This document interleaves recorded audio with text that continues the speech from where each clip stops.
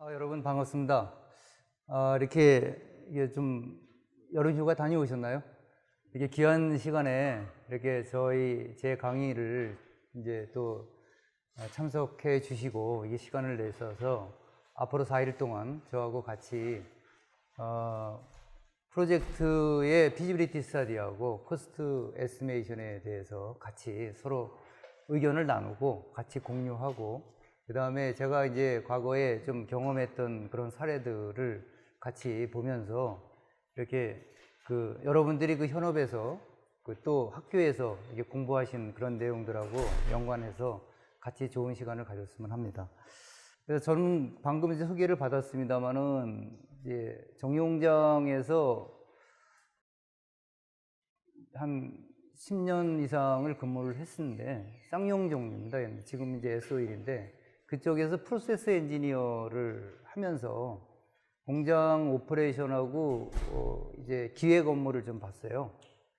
그래서 여기 이제 정유공장에서 오신 분은 알겠습니다만은 프로세스 엔지니어가 이제 기획 업무를 주로 보는데, 그때 주로 이제 라이센서 선정을 하고, 그 다음에 앞으로 투자할 때 뭐를 투자할 것인가, 그 고민이 많습니다, 항상. 그리고 증설을 할 때 어떤 증설을 할까. 예, 그랬을 때 이제 프로세스적인 그런 마인드를 가지고 그 다음에 이제 피지빌리티 스터디를 하게 되는데, 주로 이제 자체적으로 정유공장에서는 많이 해요.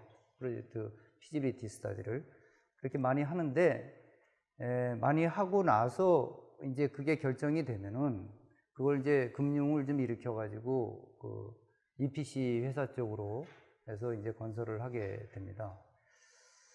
이제 그런데 실제로 EPC 회사 입장에서는 그렇게 이제 정유공장처럼 굉장히 큰 회사들은 자체에서 인력들이 엔지니어들도 있고 기획하는 사람들도 있고 하니까 자체에서 이제 많이 수행을 하면서 EPC 회사로 가는데, 이제 EPC 회사 입장에서 볼 때는, 컨트랙터 입장에서는 오너 사이드가 이렇게 크지 않은, 또는 해외 쪽에서 우리 경험이 많은, 특히 정유공장이나 이런 콤플렉스의 경험이 많은 EPC사에 은근히 기대하는 회사들이 좀 있어요.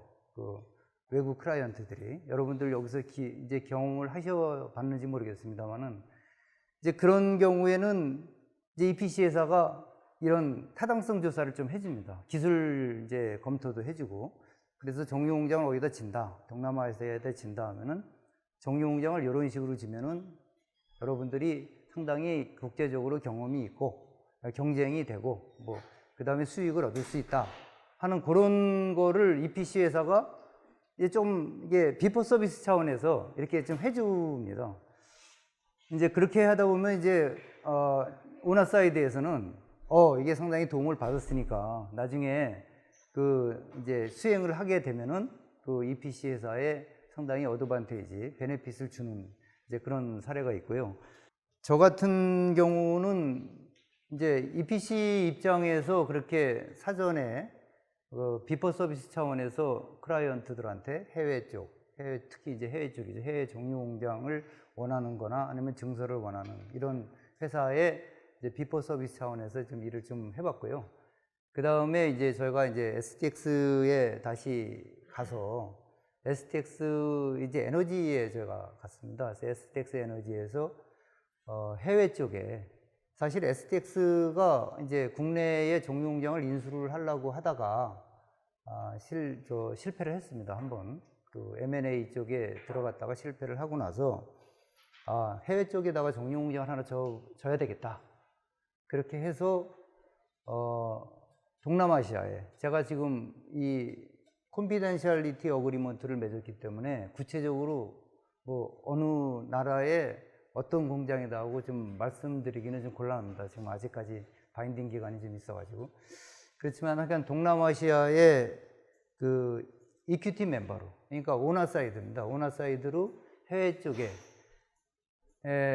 이제 정유공장을 하나 짓기 위해서 중동에 있는 오일 메이저사하고 동남아시아 국가의 이제 국영회사죠. 국영의 정유공장 회사하고 저희 한국에 있는 회사, 3개 회사가 조인트 벤처 컴퍼니를 만들어서 정유공장을 하나 짓기 위해서 피지빌리티 스터디를 한 게 있어요.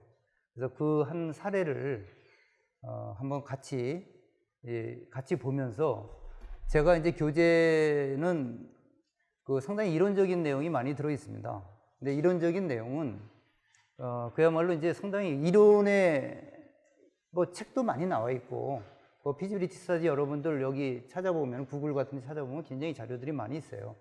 근데 이제 그런 이론적인 것들은 여러분들이 많이 접할 수 있는 기회가 많이 있습니다만은, 이렇게 제가 미약합니다만은 이렇게 프로젝트를 실제로 해외에다가 오나사이드로 이렇게 수행했던 이런 내용을 같이 이제 공유를 하면서 이론하고 좀 매치를 시켜가면서 같이 시간을 좀 가졌으면 좋겠고요.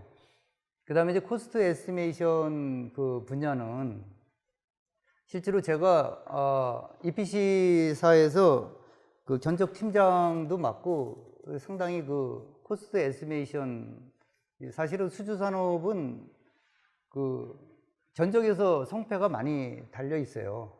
견적을 잘못하면 아무리 수행을 잘하려고 해도 그 견적 잘못한 거를 리커버를 못 합니다. 그래서 그니 리커버 하려고 어떻게 회복해 보려고 무리하게 하다 보면 더 이제 망치는 경우도 많고, 특히 이제 EPC사에서 오신 분들은 굉장히 많이 뼈저리게 느끼실 텐데, 최근에 이제 국내 프란트 회사들이 해외에 나가서 상당히 어려움을 많이 겪은 사례들이 있는데, 그게 이제 여러 가지 요인 중에 하나는 또 견적에 대한 요인도 한 축을 크게 갖고 있습니다. 사실은 계약을 잘못해서 그런 경우도 좀 있고, 여러분들 아마 신문지상이나 여러 데 보시면은 많이 느끼셨을 거예요. 그래서 국내 EPC사나 또 해양 플란트도 마찬가지로 플란트에 관련되는 것들이 일반 건축물하고 달라서 상당히 복잡하고, 그 다음에 또 기술적인 문제라든지 여러 가지 콤플리케이트한 그런 부분이 가격으로, 리스크, 스케줄, 여러 가지 이런 것들이 코스트에 반영이 되면서 경쟁력을 어떻게 가져가느냐 하는 게 상당히 과제인데, 국내 EPC사들이 그동안 학습을 통해서 많이 반성을 많이 좀 하고, 이제 지금 이제 좀 많이 이제 세팅이 좀 많이 돼서 이제 최근에는 굉장히 잘 하고 있는 걸로 알고 있습니다. 그래서 제가 프로포잘 팀장 할 때 초기에 한 5억 불 정도 규모로 한 해에 5억 불이 넘지 않는, 초기에는 아마 3억 불 정도 수준, 이런 수준의 EPC를 수주를 해서 매출을 올리는 그런 시기서부터 해가지고 100억 불 이상으로 넘어가는, 그런 50억 불 이상 넘어가는 그런 5조 이상 되는 이런 거를 수주하는 과정 속에서 제가 이제 프로포잘 쪽에 담당하게 되는 그런 이제 기회가 좀 있었습니다. 그래서 그런 사례들을 한번 같이 공유를 하면서, 코스트 에스티메이션 하면은 여러분들이 코스트 엔지니어링이나 여러 가지 책자들 보시면은 많이 나와 있어요. 나와 있는데, 그건 굉장히 이론적인 내용이 여기 책자에도 많이 이론적인 내용이 되어 있습니다만은, 실제로 피부로 느끼면서 그걸 어떻게 우리가 해야 될 것인가 하는 것을 같이 공유를 해보고 고민을 같이 하는 시간을 좀 가졌으면 합니다. 특히 우리가 이제 최근에 EPC사들이 대형화되면서, 그리고 세계적인 프로젝트 규모가 상당히 대형화되고, 특히 플란트는 굉장히 대형 프로젝트다 보니까 수주를 이제 프로포절을 하게 되면은, 견적을 하면은 수주 확도라는 게 있는데, 실제로 여러분 아시겠습니다만 20% 이상 되면 굉장한 선진 회사고요. 보통 10%대 수주를 해도 성공이라고 봅니다. 15% 하면은 잘하는 거고. 그러니까 결론적으로 보면은 10개 프로포절을 하게 되면은 하나 또는 2개 정도 수주를 하는 이제 그런 이제 수주 확도가 일반적으로 이게 나와 있어요. 나와 있는데 생각해 보면은 50억 불을 수주한다 그러면은요. 50억 불 수주하면은 우리나라는 이제 5조 정도 되죠. 그죠? 상당히 뭐 그래도 국내 EPC사는 뭐 그 정도 합니다. 최근에 100억 불까지도 뭐 가고 했던 회사도 있고 하는데 50억 불을 수주하려면요. 500억 불을 견적을 냈습니다. 500억 불. 500억 불이면은 돈이 50조예요, 50조. 근데 그거를 과거에 하던 패턴으로 익숙하지 않은 거예요. 그래서 우리 사람들이 그냥 과거에 벽돌 개수 쉬어가지고 이렇게 집 크기를 했던 그 과거에서 워낙 빨리 성장하다 보니까 벽돌 개수를 막 이 50조를 실내니까 실수가 없어요. 실수가. 여러분들 너무 많이 EPC사에서 오신 분들은 많이 느끼셨을 텐데 그러다 보니까 물리적으로 이게 굉장히 불가능합니다. 그러다 보면 실수를 하게 돼 있어요. 그러니까 사람에 의존되는 거죠. 아니면 감각에 의존되고 감으로 하든지 뭐 개수 쉬어보고 하고 그러다 보니까 이게 상당히 이제 어려운 거기가 있고 최근에 국내 EPC사들도 이제 시스템으로 좀 해야 되겠구나 하는 그런 것들을 많이 느끼고 지금 시스템화 한다고 최근에 막 하고 있습니다만은 그게 아직 우리나라의 현재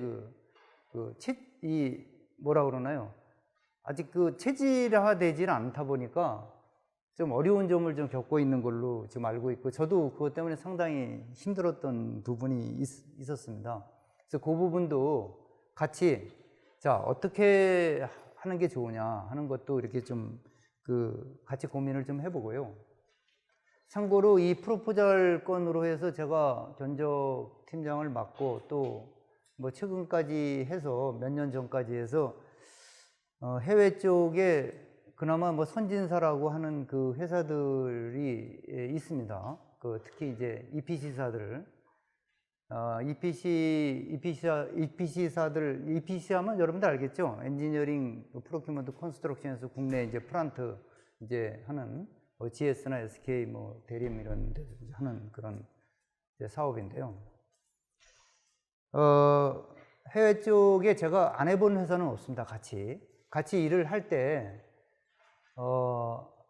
그냥 이렇게 컨소시엄으로 하는 경우도 있었습니다만은 조인트 벤처로 같이 깊숙이 들어가서 그 사람들을 데리고 일한 사례도 있었어요. 그래서 예를 들면은 뭐 그냥 몇 개 여러분들이 알고 계시는 뭐 테크림이나 KBR, 그 다음에 페트로팩, 그 다음에 사이팸 뭐 이런 회사들하고 직접 같이 일을 좀 해봤고요. 그 다음에 KBR 같은 경우는 하청으로 해서 그 사람들을 좀 부려봤고 런던에서. 그 다음에 페트로팩은 아예 그냥 같이 JV로 해서 제가 약간 이렇게 말씀드리는 거 제가 자랑하려는 게 아니라 실질적으로 느껴본 거를 말씀을 드리려고 한 거고요. 그 회사에 가가지고 혼자 가가지고 그 사람들 몇백 명을 데리고 일을 시켜봤습니다. 실제로.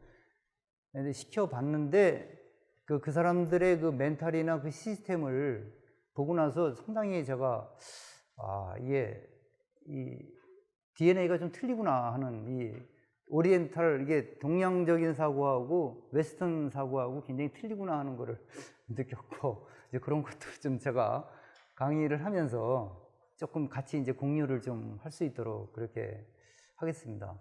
그때 참고로 40억 불짜리를 같이 했어요. JV로. 그래서 성공해서 가고 있습니다. 근데 저는 불행히도 STX가 이제 뱅크럽이 되면서 제가 이제 그동안 이제 그거를 저희가 이제 못하게 됐죠. 다른 데서 이제 뺏기게 됐는데 뭐 그런 사례, 뭐 그런 것도 같이 공유를 하고요. 자, 그러면은 우선 프로젝트하고 비즈니스 쪽에 먼저 간단하게 좀 제가 말씀을 드릴게요. 저는 회사를 다니면서 사실은 투잡을 해봤습니다. 사업을 해보고 싶어가지고요. 투잡을 해봤습니다. 왜냐면은 제가 그 S-Oil에 다니면서 사업 계획도 해보고 뭐 공정 설계도 해보고 했습니다만은 그렇게 하면서 나도 뭔가를 좀 할 수 있겠구나 이렇게 생각해서 투잡을 했어요. 투잡을 했는데 그게 한 2년 동안 했습니다.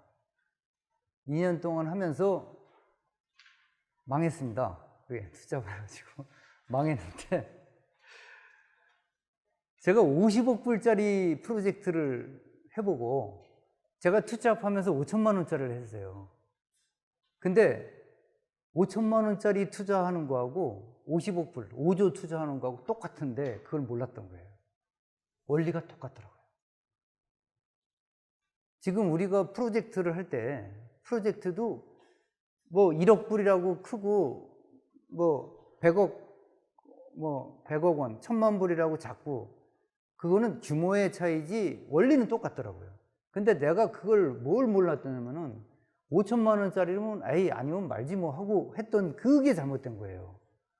내가 만약에 5억 원을 정도 투자하면 그래도 신경을 좀 썼을 텐데 5천만 원짜리를 하다 보니까 에이 그냥 그게 잘못된 그 사례를 보고 야 이게 진짜 내가 바보같이 남들이 하거나 누가 하는 거를 내가 해줄 때는 엄청나게 이렇게 상세하게 정말 이론적인 것도 잘 매치하고 실제로 모든 다각적인 걸 봤는데 내 자체에서 하는 거를 내가 그걸 간과했구나. 근데 여러분들 이제 그런 사례를 보고 이제 여러분들도 한번 그걸 잘 생각을 해 주셨으면 합니다. 우선 내가 이제 돈을 좀 갖고 있었어요. 돈을 좀 갖고 있고 하다 보니까 무슨 사업을 좀 하고 싶은 겁니다. 이제 아까 이제 투자 말씀하셨는데 욕심이 생긴 거죠. 내가 회사에서 뭐 월급만 받아가지고 내가 앞으로 어떻게 살까나. 나도 뭔가를 해가지고 좀 돈 좀 벌어야지. 근데 돈은 많지 않단 말이에요. 그래서 5천만 원 정도 갖고 투자를 한번 해보자. 그래서 이제 한 게 커피 전문점을 시작을 한 거예요. 그래서 돈을 처음 갖고 있다 보니까 뭐를 할까 고민을 한 거예요. 그러니까 사업을 하려니까 비즈니스를 뭘 할지 굉장히 이제 고민이 되는 거예요. 야, 이걸 할까? 커피 전문점을 할까? 아니면 음식점을 할까? 뭐 할까? 그 다음에 그거 똑같습니다. 내가 무슨 공장, 화학 공장을 짓고 싶은데 야, 이거 정유 공장을 질까? 정유 공장 너무 커. 그러니까 좀 작은 걸로 해가지고 뭐 폴리에틸렌 같은 거 조그만 거 하든지 뭐 이런 거 해가지고 어디서 원료 받아 그죠? 아니면은 뭐 아스팔트 같은 거 좀 이렇게 받아서 하든지 솔벤트 회사를만 공장을 짓든지 조그맣게 접을까 하는 뭔가 구상을 이제 하게 돼 있습니다. 돈을 갖고 있으면은. 또는 돈을 벌고 싶으면은 뭔가를 좀 하고 싶어요. 뭔가를 하고 싶은데 요게 이제 비즈니스든지 뭔가 프로젝트를 하든지 이걸 하고 싶은데 뭘 할까? 이제 고민하는 게 이게 있습니다. 그걸 갖다가 우리는 비즈니스 플래닝이라고 그래요. 계획을 합니다. 계획을. 야, 뭐를 할까? 이제 고민을 하다 보면은 이게 이제 압축이 좀 되겠죠. 야, 커피 전문점을 할까? 아니면 커피에다가 뭐 좀 술도 같이 탈까? 뭐 할까? 이제 고민이 됩니다. 이렇게 하다 보면은 요 단계에서 뭔가를 이렇게 했을 때 이게 과연 잘 될까? 하는 이제 고민이 생길 거 아닙니까? 그죠? 잘 될까? 잘 될까 고민하려면은 뭔가 조사를 해야 되는데 그 조사하는 게 여기서 얘기하는 타당성 조사예요. 그 피지빌리티 스터디. 피지빌리티 스터디 타당성 조사인데 근데 타당성 조사를 하려고 하다 보니까 우선은 처음에는 아주 개략적으로 한번 말을 들어봐야 돼. 커피 전문점을 할 때, 송중관대학교, 수원의 송중관대학교 앞에서 할 때, 그때, 거기 보니까 학생들이 뭐 많이 있고 그러니까 잘 되는 줄 알았어요. 사람들도 많고. 그래가지고, 대강 이게 다른 사람들한테 얘기 들어보니까, 괜찮대요. 괜찮다 그래가지고, 제가, 괜찮을 것 같다. 그렇게 해서, 이제 하려고 마음을 먹은 겁니다. 어느 정도. 해볼까? 좀 구체적으로 이제 조사를 좀 해볼까?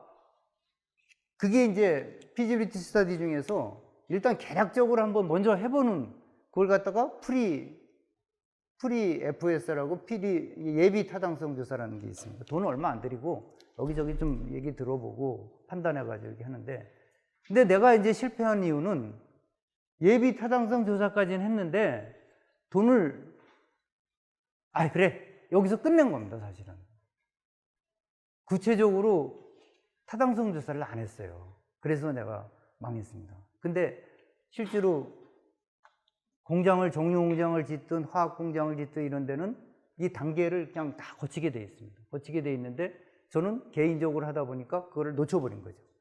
원리는 똑같은데 그걸 놓친 거예요. 내가 뭘 잘못했냐면은 거기 앉아서 지나가는 사람들을 쉬어봤어야 돼요.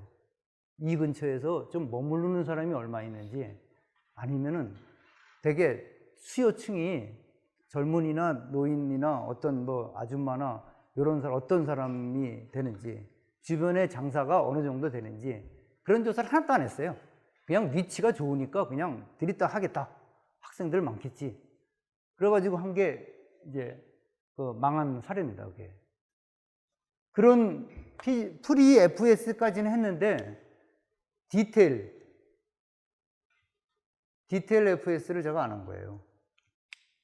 근데 이제 요런 과정을 딱 거치게 되면은 이제는 이제 커피 전문점을 이제 떠났습니다. 저는 망했기 때문에 망하고 떠났고, 이 디테일 FS를 이제 하게 되면은 그때 이제 판단을 합니다. 야, 이거는 되겠다 하고 디시전 메이킹을 이제 하게 되는 거예요. 그 중에서도 이 디테일 FS를 하면서도 프리 FS를 하고 디테일 FS, 프리 FS는 사실은 성균관대학교 근처에다가 커피점을 만들 때 여기다 할까 여기다 할까 여러 가지 또 그 시나리오를 좀 하게 돼 있어요. 여기는 좀 임대료가 싸고 여기는 좀 비싸고, 아니면은 여기는 여기 하고 그 다음에 여기에 커피에다가 뭘 더 하든지 뭐 이런 여러 가지 복합적으로 뭘 팔든지 이런 식으로 생각을 하면서 디테일하면서 더 압축이 좀 됩니다. 시나리오도 압축이 돼가지고 최종적으로 디테일 FS를 하게 되면은 상세하게 타당성 조사를 하고 나서 결정을 하게 됩니다. 그래, 이거야. 여기다 해야지. 요 자리에다가 요만큼 투자해서 요만큼 투자해가지고 이렇게 하면은 얼마를 벌 수 있으니까 하겠다 하고 결정을 하는 겁니다. 자, 그러면은 이제 화학 공장으로 다시 들어갈게요. 이렇게 해서 처음에 지금 기존에 있는 화학 공장이 돈을 벌었다. 돈을 벌면은 돈을 그냥 갖고 있으면은 이 공장이나 그 회사가 더 이상 발전을 안 되잖아요. 계속 재투자를 해야 되잖아요. 그죠? 그래서 비즈니스 이제 트레이닝을 하게 됩니다. 그래서 기획팀이나 이럴 때, 야, 뭘 하는 게 좋겠냐? 포트폴리오 하는 게 좋으냐? 뭐냐? 이런 막 구상을 하다가, 뭐 이런 거 좋겠습니다 하고 막 생각이 되면은, 그래? 한번 조사해봐. 타당성 조사를 이제 들어가게 되는 거죠. 타당성 조사를 이제 들어가서 프리 FS하고 디테일 FS를 이제 쫙 하게 됩니다. 근데 이 프리 FS 하다가, 에이, 저거 아니야. 이쪽으로 해야지. 우리 화학 공장 하지 말고, 요 화학 그 제품을 이용해가지고, 원료를 이용해서 제품으로 만들어 팔자. 아니면 요거를 뭐 반도체로 활용할 수 있도록 조금 더 스페셜 화공약품을 만들자. 뭐 이런 식으로 여기서 많이 이제 고민을 하다가 어느 정도 윤곽이 잡히면은 이제 상세하게 이제 그 타당성 조사를 하게 됩니다. 타당성 조사는 여러 가지 있죠. 뭐 위치도 있고, 근데 나중에 이제 강의 교재에 나오겠습니다만은 뭐 여러 가지 뭐 자금이 얼마 들어가야 되고, 그 다음에 또 규모는 어느 정도 해야 되지, 기술은 또 어떤 기술을 가져와야 되냐, 뭐 이건 뭐 너무나 여러분들이 얘기 안 해도 잘 아시는 그런 내용인데, 이런 타당성 조사를 이제 상세하게 이제 하고 나서 이제 바로 이제 사업 계획을 그때 세우는 겁니다. 사업 계획서. 그래서 여기 나중에 이제 교재에 나왔습니다만은 비즈니스 플랜하고 그 피지빌리티 스터디하고 내용이 좀 틀려요. 비즈니스 플랜은 이스큐션 플랜이죠. 이스큐션 플랜. 프로젝트 이스큐션 플랜. 프로젝트 이스큐션 플랜입니다. 사업계획서는 FS가 끝난 다음에 들어가는 거예요. 근데 그게 이제 정의가 좀 나와 있습니다. 이따가 교재에 보면은. 타당성 조사가 됐다. 그래, 가자! 하면은 그때 사업계획서 들어갑니다. 그러면 요때까지는 돈을 이렇게 많이 안 들입니다. 돈을 많이 안 들이고 한번 이렇게 해보는 거예요. 시뮬레이션 해보는 거, 시나리오도 짜보고, 그때 여기에 보면은 여기 뭐 여러분들이 맨날 그 교재에 보면은 뭐 MPV, IRR 그래가지고 뭐 순현재 가치 뭐 아주 별의별 뭐 내용이 나오는데 그거야 뭐 이론의 뭐 계산기에 불과한 거고, 이런 거를 통해서 사업계획서를 이제 만들어가야 되는 거예요. 자, 그러면은 더 가기 전에 내가 자금이 있는데 자금이 필요해요. 50억 불이 어떻게 나와요, 돈이? 돈이 안 나옵니다. 50억 불이라는 돈이 보통 돈이 아니에요. 내가 5천만 원은 내가 그래도 에이, 영파로 놓고 그냥 그래도 할지 몰라도 그래도 5억 정도 해도 친구한테 돈 빌리든지 야, 또 꼬셔야 될 거 아니에요. 야, 이거 좋으니까 해보자. 혹시 여러분들 이게 그런 분들이 있을지 모르는데 마음 상처 많이 입을 경우도 많고 그런 경우가 많습니다. 그래가지고 뭔가 자금이 필요해요. 자금, 파이낸싱이 진짜 절대적으로 필요합니다. 여기는 뭐든지 뭐 돈 벌자고 하는 거고요. 또 돈이 있어야 또 돈을 버니까 여기에는 필수적으로 파이낸싱이 들어가야 돼요. 사업계획서 들어가기 전에 돈을 어떻게 끌어모을 거냐, 이 파이낸싱이 이제 필요하게 됩니다. 내 돈 갖고 다 할 거냐, 아니면 은행에서 빌릴 거냐, 아니면 투자자들을 모을 거냐. 그랬을 때 제가 그 정유공장에 그 한 40억 불, 50억 불짜리 할 때는 일반적으로 되게 그렇게 합니다. 내 혼자 할 거냐, 아니면 누구랑 같이 할 거냐. 그랬을 때 규모가 크면 혼자 하기가 힘들어요. 힘들고 이제 파트너랑 같이 이제 끌어모읍니다. 그래서 이제 조인트 벤처 컴퍼니를 이제 설립을 하게 되는데, 조인트 벤처 컴퍼니를 동남아시아 그 국가에다가 설립을 했어요. 설립을 하고 여기에 그 이제 왕초가 있어야 될 거 아니에요. 왕초가. 이거 어떻게 보면 이 중에 그걸 갖다가 우리는 이제 이 메이저 쉐어홀더라 가지고 그 제일 많이 그 자기 지분이 제일 많이 태운 사람을 메이저 쉐어홀더, 그 다음에 조금 적게 태운 사람을 마이너 쉐어홀더, 뭐 이런 식으로 합니다. 그렇게 하고 그 다음에 돈도 이제 끌어모을 때 내가 다 자본금으로 태우면은 상당히 그 돈도 그렇게 딸리고 하기 때문에 일반적으로 이런 파이낸싱을 하면서 되게 티피컬하게 보면 20대 80 또는 30대 70으로 해가지고 자기 이큐티로 자기 자본금은 20%나 30% 정도 태우고 나머지는 은행에서 조달을 많이 해요.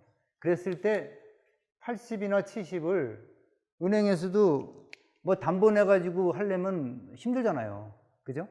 근데 담보가 있어야지. 담보가 많이 있으면요, 뭐 다 내 돈으로 할 텐데 이렇게 잘 안 되니까 프로젝트 파이낸싱으로 해가지고 이 프로젝트가 좋으니까 은행에서 좀 돈을 빌려주라 하고 프로젝트 파이낸싱을 이제 하게 됩니다. 여러분들 뭐 아시는 분은 잘 아시겠습니다. 그래서 PF 하는 게 이제 내 돈 이제 좀 뭐 최소로 드리고, 은행에서는 최소한 그래도 20, 30%는 너희들이 돈을 내놔야 내가 이 정도 빌려주겠다. 자기도 리스크가 있으니까. 그래서 프로젝트 파이낸싱을 일으키면서 이제 돈을 이제 자금 확보 계획을 이제 요 FS 기간에 다 자금 확보 계획을 다 세워야 돼요.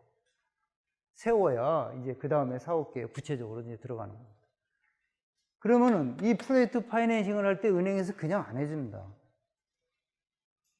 근거가 있어야 되잖아요. 그죠? 뭔가가 사업 타당성이 있어야 거기 뭐 결제도 해, 사인도 해주고 하죠. 그죠?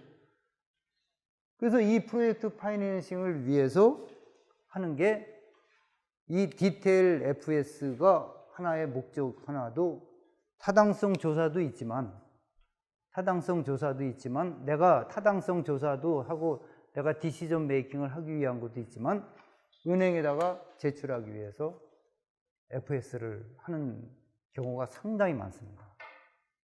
그래서 이런 은행에다 내는 그 FS를 뱅커블 FS라고 그래요. 은행에다 내는 뱅커블 FS. 뱅커블 FS는 디테일 FS에 연관성이 있는 겁니다. 상세하게 냅니다. 상세하게. 굉장히 자세하게 냅니다. 제가 여기 샘플로 이제 같이 얘기한 게 바로 뱅커블 FS를 한 거예요. 돈이 그때 100만 불 이상이 들어갔습니다. 100만 불 이상이 들어갔는데, 뱅커블 FS를 해가지고 은행에다 제출을 한 겁니다. 그러니 얼마나 자세하게 그 내용이 좀 있겠어요. 그죠? 이제 그런 부분이 이제 화학 공장에 이렇게 쭉 일렬로 가게 되는데, 이렇게 돼서 이제 사업 계획을 이제 세우게 되면은, 이제부터는 이제 우리가 이제 잘 알고 있는 그야말로 EPC 사업으로 가는 겁니다. 그래서 사업 계획서를 잘 세우면서 앞으로 이제 어떻게 할 거냐 이러면서 이제 조직 구성도 되고 뭐 이제 나중에 뭐 오퍼레이터도 뽑고 건설도 하게 되잖아요. 그죠? 이 사업 계획을 이제 구체적으로 세우면서 라이센서를 선정하죠. 특허 있는 그런 공장은 라이센서를 선정하게 됩니다. 아까 제가 잠깐 소개 때 말씀드렸습니다만은 이게 프로세스 라이센서를 어느 쪽을 이제 특허를 이렇게 어느 공장을 진다 하면은 가솔린 공장을 진다 하면은 예를 들어서 UOP 거를 쓸 거냐, 뭐 악센서 거를 쓸 거냐, 뭐 이런 식으로 그 장단점을 다 이제 고민하고 또 어느 쪽은 또 어느 쪽에 좀 장점이 있고 이쪽은 단점이 있고 또 검토를 또 하게 돼 있어요. 그렇게 하면서 이제 라이센서를 이제 선정을 하고, 라이센서 없는 거는 어떻게 해요? 라이센서 없는 거는 우리가 얘기하는 오픈 아트라 그래가지고, 그러니까 오픈된 아트다 이거죠. 그거는 이제 누군가가 또 설계를 해야 되는 거죠. 그래서 이 라이센서를 선정을 하거나 베이직을 수행을 이제 하게 되는 거죠. 요 과정이 이제 여기서부터 이제 들어가는 겁니다. 근데 대부분이 이렇게 디테일 FS 하면서 라이센서도 좀 염두를 좀 하는 게 있어요. 왜냐하면 시간을 좀 짧게 하기 위해서. 그 다음에 어느 정도 라이센서에 의해서 투자비가 좀 결정이 좀 되고, 그죠? 그 다음에 이제 캐패시티, 어떤 사이즈도 이제 결정이 되기 때문에 이런 게 이제 약간 이제 같이 중복이 되지만 실제로 돈을 투여하는 거는 이때부터 이제 들어가는 겁니다. 실제로 들어가요. 그랬을 때 나중에 이제 코스트 에이시면서 PEL이라는 또 과정이 있는데 그때 좀 더 자세하게 말씀드리겠습니다만은, 돈을 뭐 50억 불 만들었다, 뭐 5억 불 만들었다 하지만은 초기에 돈은 자기 자본금 갖고 이런 거를 수행을 해요. 은행에서 돈 빌리려면 시간이 많이 걸립니다. 한 6개월, 1년 이렇게 걸려요. 은행에서 막 금방 안 해줍니다. 이런 FS도 다 조사하고 뭐 실사하고 막 하기 때문에 초기에 자기 자본 갖고 이 사업 계획하고 라이센서, 베이직 이런 거는 어느 정도 좀 합니다. 이렇게 하면서 그 다음에 베이직까지 됐다. 그러면 우리가 이제 얘기하는 피드라는 게 있는데, 요거는 제가 간단하게 프론트엔드 엔지니어링 디자인이라 그래가지고 상세 설계 들어가기 전에 이제 베이직하고 상세 설계하고 가교 역할을 하는 그런 부분이 있습니다. 그거는 이제 이 강의하고는 뭐 크게 거기는 없겠습니다만은, 이런 과정을 이제 거치면서 우리가 얘기하는 상세 설계, 우리가 얘기하는 디테일 엔지니어링 플러스 프로큐먼트 플러스 구매하고 공사, EPC 단계가 이렇게 거치게 되죠.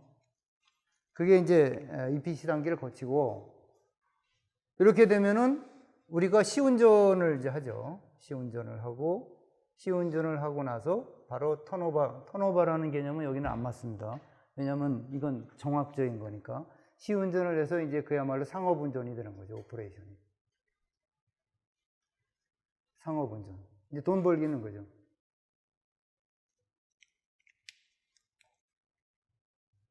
이런 일련의 과정이 여기서 이제 말씀드린 소개서에서 나온 이 프로젝트 사이클이에요.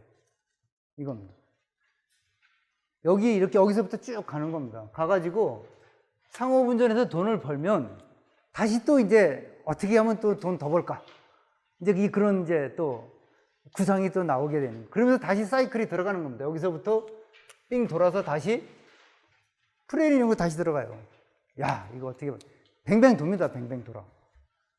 그러다가 중간에 이런 것들이 잘못돼 가지고 중간에 이제 망하는 경우가 있죠. 근데 사람들은 이런 일련의 사태에 대해서 이런 초기에 이 피지빌리티 스타디에 대한 거를 간과를 좀 많이 해요. 자기 생각대로 이렇게 좀 막 초점을 맞춰가면서 객관적인 것보다는 초점에 맞춰서 막 뭐 의지를 가고 이제 하는 뭐 특별한 경우도 있겠습니다만은 예를 들어서 옛날에 뭐 반도체 할 때 FSS면은 됐겠습니까?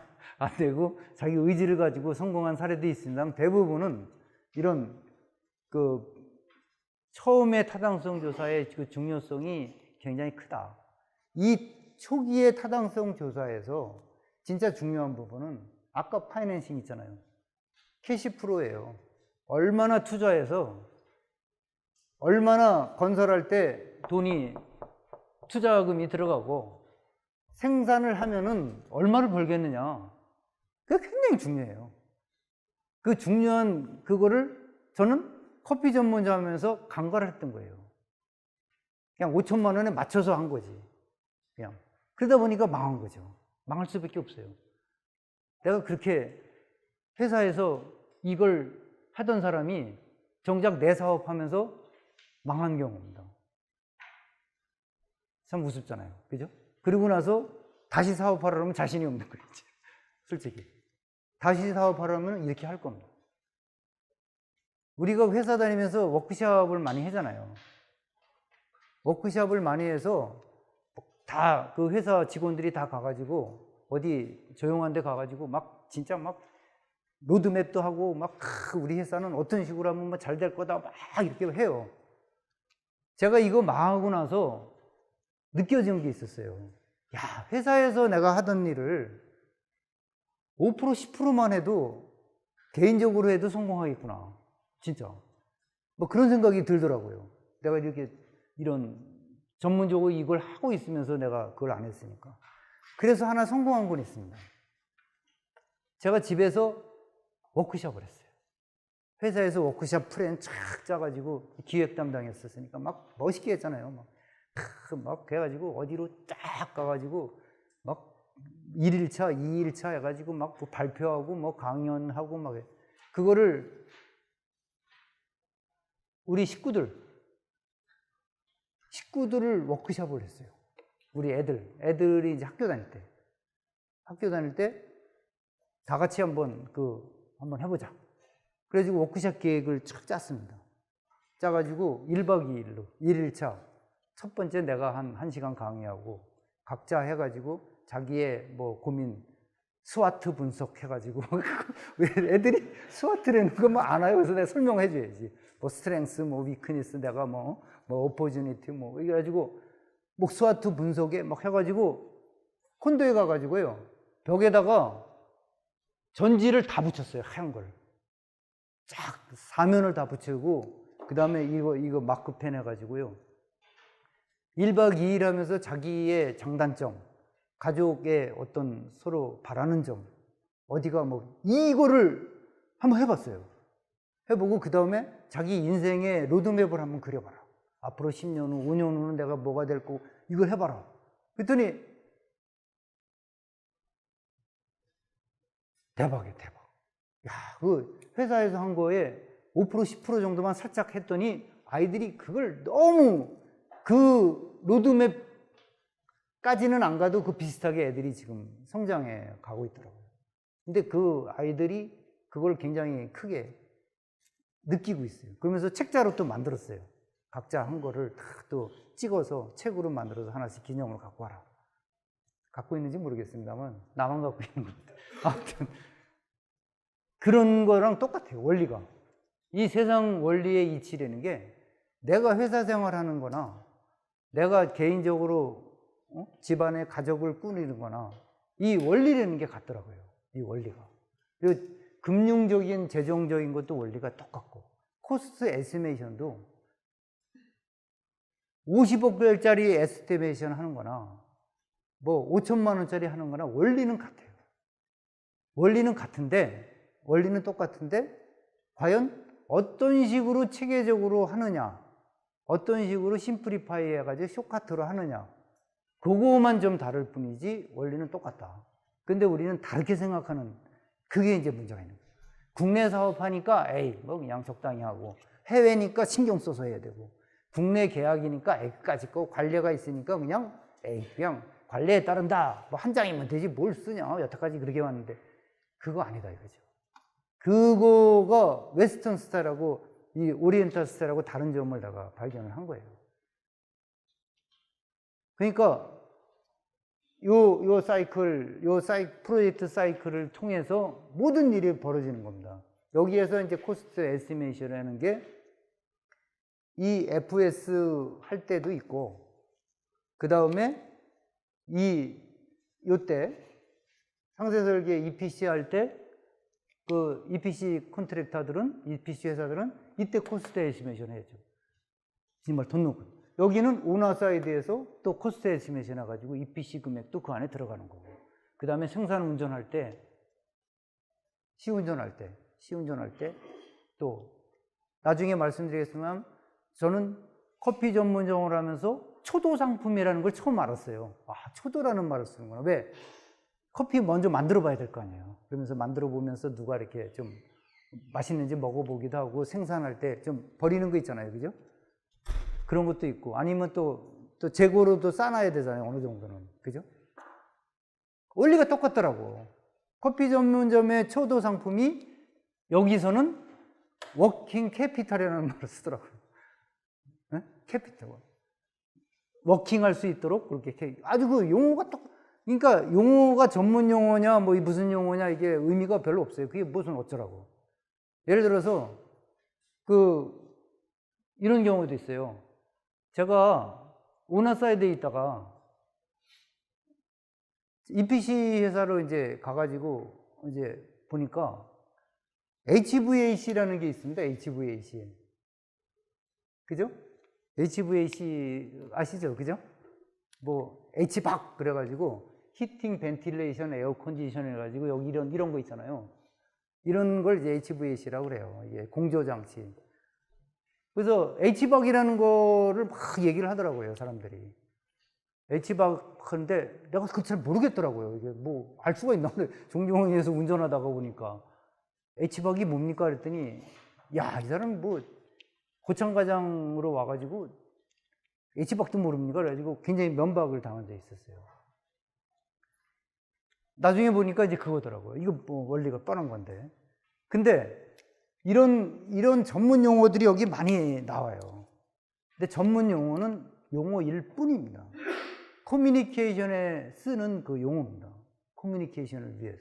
그거는 그 전문 용어로 여러분들이 알고 있고 인지를 하고 있어야 되는.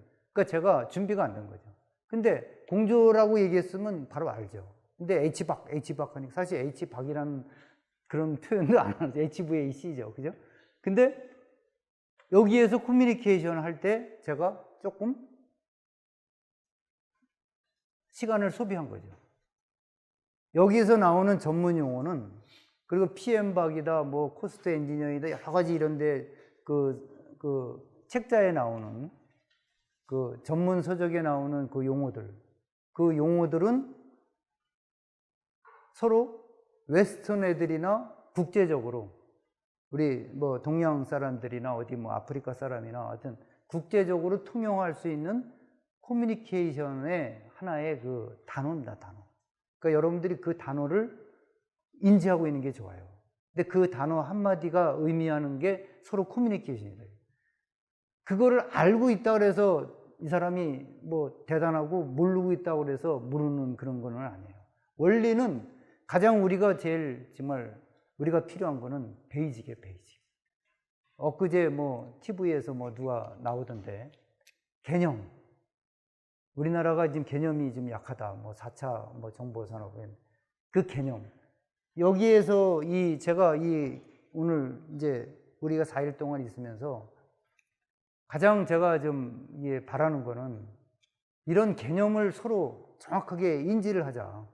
이 개념에서 출발을 해서 그런 원리를 갖다 같이 공유를 했으면 좋겠다 하는 게 이제 저의 그 교육의 개인적인 목표고요. 여러분들은 뭐 현업에서 그 조금 도움이 될 수 있는 그런 부분, 뭐 꼭 이 내용 중에서 여러분들의 꼭 필요하지 않은 부분도 상당히 많이 있을 걸로 생각되고, 일부분은 이제 그 직접적으로 이제 관계되는 부분도 있을지 모르겠습니다만은, 그런 개념을 이해하면은 여기서부터 여기까지의 프로젝트의 개념을 이해하고 내 포지션이 어디냐 그걸 알고 가는 거하고, 내가 여기서 있으니까 나 요거밖에 몰라 하면은 내가 잘하고 있어도 전체적으로 볼 때는 크게 잘 못 될 수도 있는 그런 부분도 있어요. 어떤 부분이 잘 됐다고 그래서 어떤 부분 풍선효과처럼 어느 쪽이 또 잘 못 되는 경우도 있다. 그랬을 때 전체적인 사이클을 보자. 이랬을 때 저는 커피 전문점을 결정을 할 때 한 달도 안 돼서 결정을 하고 2년 만에 망했습니다. 근데 일반적으로 이런 그 화공 플란트, 여기 이제 화공 쪽이라고 치면은 화공 플란트를 특히 뭐 정유공장이나 이렇게 계획을 하게 되면요, 여기서부터 여기까지 보통 일반적으로 제 경험상으로 보면 이건 뭐 특히 이론에 뭐 특별히 나오기는 좀 힘들고, 비즈니스 플래닝부터 여기 피지빌리티 스타디까지 결정돼 가지고 이 사업 계획서 하기 전 여기까지 시간이 보통 빠르면 5년, 7년에서 10년 걸립니다. 10년. 빠르면 5년. 그만큼 고민이 많은 거예요. 엄청나게 많습니다. 빠르면 5년이에요.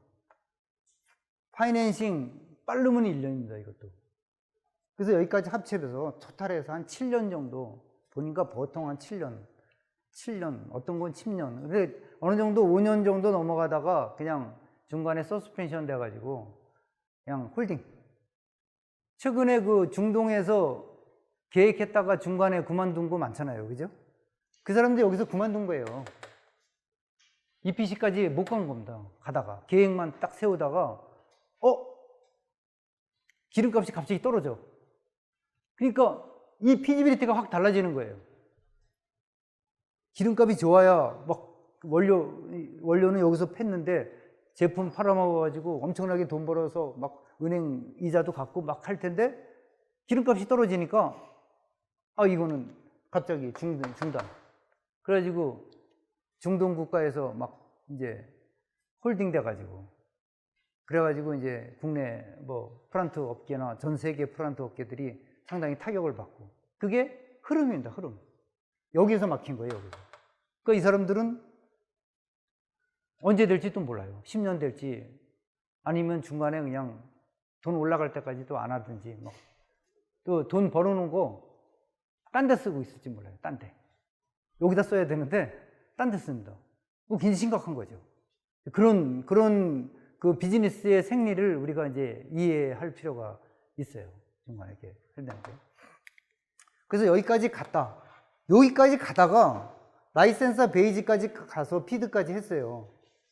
근데 업체 선정하기 전에, EPC 업체 선정하기 전에 여기서 또 이 게이트가 또 있습니다. 여기도 게이트가 있고 여기도 게이트가 있고, 여기서 또 판단합니다. 그냥 돈 벌었다 생각하자. 여기까지 돈이 그렇게까지 안 들어요. 여기까지. 건설하면서부터 돈이 들어갑니다. 건설하면서부터. 그러니까 여기서 또 판단해가지고 안 한다. 그러니까 국내 업체들이 그 전적을 다 냈어요. 뭐 사우디에 뭐 내고, 뭐 아부다비에 내고 막 전적 신나게 냈다가 어디서 연락이 안 와. 연락이. 뭐 수주 막 할 거다, 로이스트 돼가지고 막 신문까지 터뜨렸는데 연락이 안 와. 그러면서 저 괘씸한 사업주, 괘씸한 게 아니라 이 사람들은 고민하는 겁니다. 이게 안 되겠다. 그래서 꼭 하는 데는 폴리티컬한 거. 정치적인 거 있잖아요. 정치적인 거는 이렇게 해요. 정치적인 거. 예를 들어서 오만의 듀쿰 프로젝트라고 여러분들 혹시 보셨는지 모르겠는데 그런 건 정치적인 겁니다. 예를 들어서 그 정치적으로 거기다가 공장을 지어서 피지빌리티가 나오는 게 아니라 피지빌리티는 안 나오지만 그 이거는 정치적으로 좀 거기다가 고용 창출이나 이렇게 아랍 국가에서 이렇게 해주는 뭐 그런 거 정도에 나오는 거예요.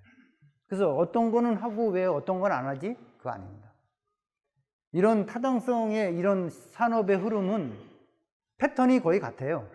패턴이 같은데 특별하게 정치적일 때는 그게 가능하다. 그게 이제 이 전체적인 시각의 판단이에요. 그러니까 국내 예를 들어서 EPC사는 어디든지 일만 있으면 달려간다. 근데 그 일이 실체가 있는 트루 프로젝트냐 아니면은 프렘만 돼 있는 거냐 하는 거를 판단을 잘 해줘야 돼요. 판단을 잘 해주고 이제 그런 것들이 좀 있습니다.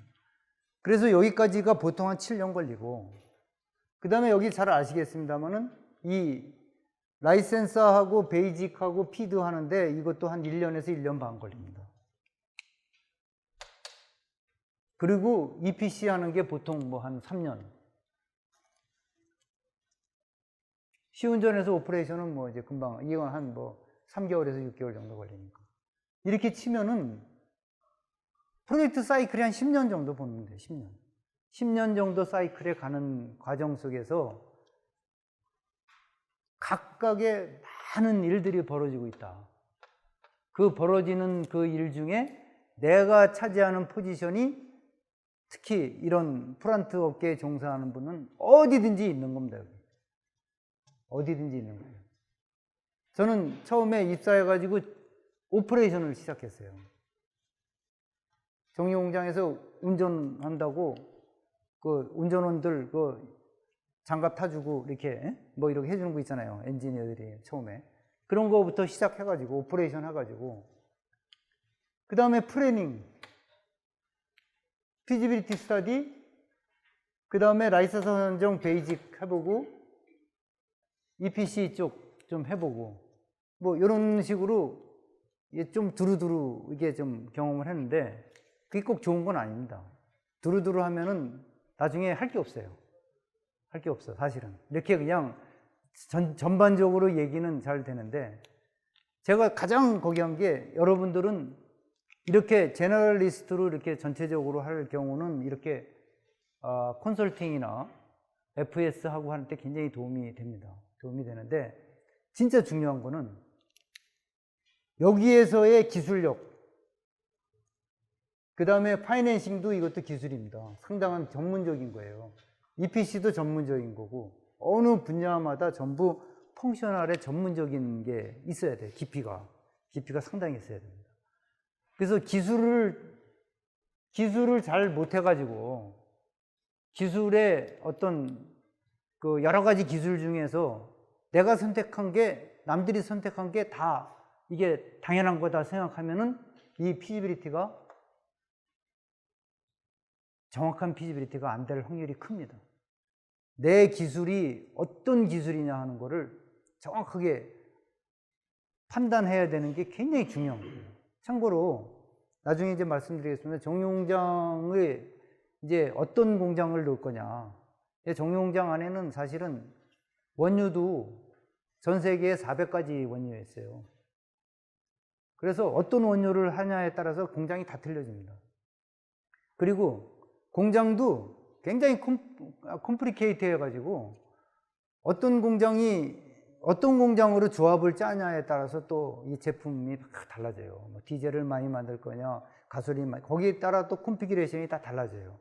스킴이 달라진다는 얘기예요. 그런 것들을 정확하게 판단해가지고 어떻게 갈 거냐, 어느 기술을 택할 거냐, 어느 공장을 넣을 거냐, 뭐 이런 식으로 하려면 굉장히 복잡합니다. 근데 거기에서 정확하게 판단하느냐 안 하느냐에 따라서 이 피지빌리티가 굉장히 달라져요. 그리고 앞으로의 플렉시빌리티가 달라져요. 참고로. 이제 그런, 제가 가장 큰 갈등을 겪었던 게,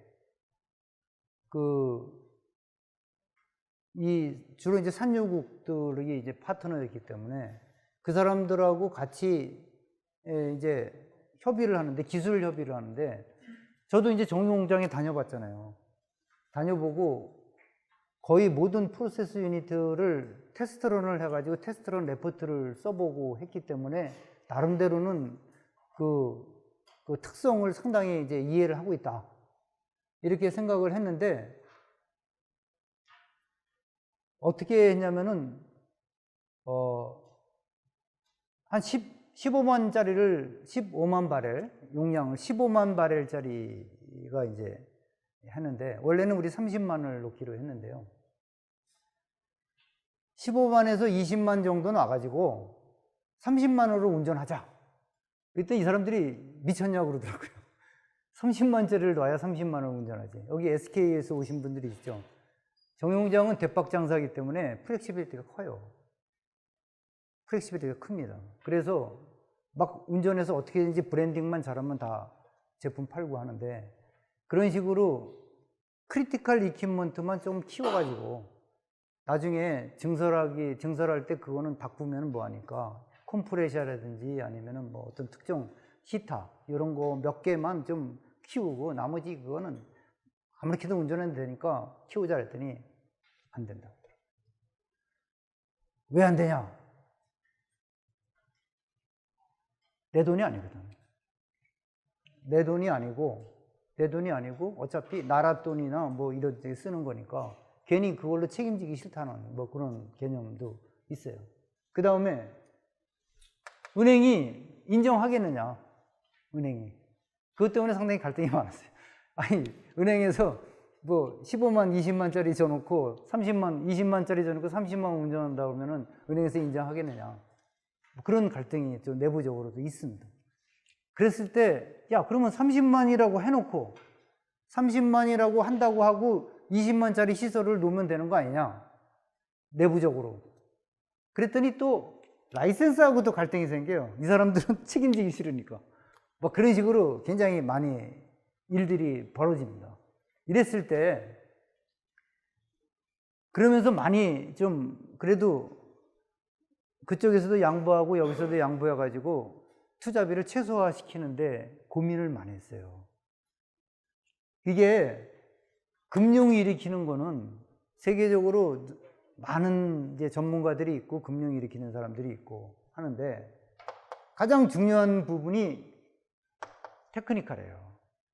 테크니컬로 어떻게 어프로치 하냐에 따라서 시장 상황은 이미 마켓 시츄에이션은 이미 다 정해져 있어요. 지금 결정돼 있고 앞으로 미래가 어떻게 될 거냐 그건 잘 모릅니다, 사실은. 제가 이따가 이제 정유공장 거기 보면요, 그 당시에 원유가 막 100불 이상 넘어가가지고 200불까지 간다는 얘기도 있었어요. 가긴 뭘 가, 50불로 떨어졌는데. 그게 막 세계적인 이게 기관에서 막 조사한 거예요. 근데 우리는 리스크 때문에 7, 80불 정도까지만 더 이상 그 이상은 안 올라가는 조건으로 한다 그랬는데 실제로 지금 보면은 50불로 떨어졌잖아요.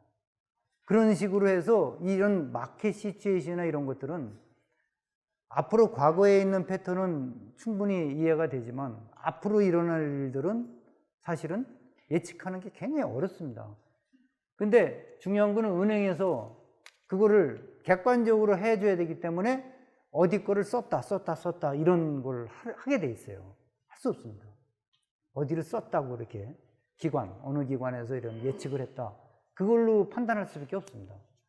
그러나 그 다음에 금융도 어차피 마찬가지로 뭐 내가 담보를 내든 파이낸싱을 하든 이런 금융적인 것도 어떤 자기 전문적인 건 있지만은 그거는 외부에서 결정이 되는 건데, 진짜 중요한 거는 테크놀로지예요. 이게 개념입니다, 개념. 우리가 다 같이 내가 이게 강조하고 싶은 게, 엊그제 뭐 4차 산업혁명이라가지고 우리 서울대 교수님이 또 우리 개념 설계에 대한 그 얘기를 했는데, 앞으로 뭘 먹고 살 거냐, 그 개념. 전혀 다른 이 개념, 이런 개념인데, 콘셉트란 이 개념. 이건 우리가 가지고 있어야 되는 거예요. 그래서 여기 이제 엔지니어 분들이 상당히 많이 계시는데 이런 피지빌리티 스타디를 한다 그랬을 때 아까 뱅커브를 한다 이러면 전문 회사에 맡깁니다. 사실은 맞잖아요. 우리 회사를 운영하고 나서 나중에 세금 내고 하려면 회계사한테 맡기잖아요. 그죠? 근데 회계사가 이 전문적으로 이게 자기가 오퍼레이션 해가지고 보는 그런 건 잘 몰라요. 회계적인 사항만 알고, 그 다음에 좀 코치를 하죠. 이럴 때 세금을 좀 줄일 수 있다. 피지빌리티 스타디 전문 회사라고 하는 게, 전문 회사가 피지빌리티 하는 건 회계사나 비슷한 거예요. 그래서 중요한 건 뭐냐면 내 기술, 내 개념, 내 컨셉, 내 플래닝도 뭐 도와주는 사람 많습니다. 그 개념이 제일 중요해요. 내가 커피점을 망한 이유가 커피를 안 해본 사람이에요.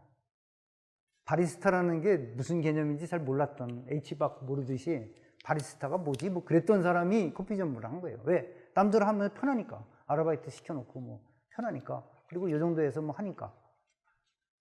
제일 중요한 거는 자기의 테크놀로지. 그래서 우리나라가 이 플란트 산업에서 매니지먼트는 많이 발전을 했어요.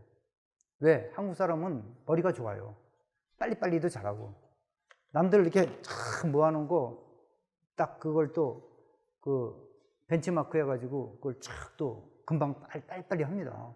그리고 막 근면해가지고, 밤새도록 또 막 해요. 일정 마친다고. 거기까지가 지금인데, 지금 이후로는 그거 갖고는 안 된다는 거죠. 그거 갖고는 안. 그게 이제 엊그제 방송에도 나왔습니다만은, 개념 설계.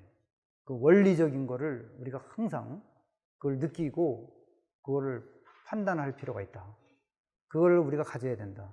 그래서 회사의 각자에 있는 그 포지션 또는 공부하는 이제 대학원생도 계십니다만은 깊이가 자기 분야의 깊이는 꼭 가지고 있어야 돼요.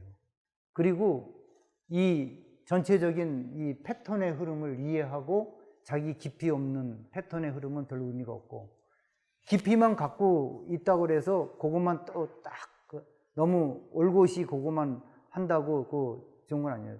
우물 바깥에 나가보면 세상이 또 있기 때문에 내 우물이 전혀 엉뚱하게 사람 안 사는데 우물이 있을지도 모르거든요.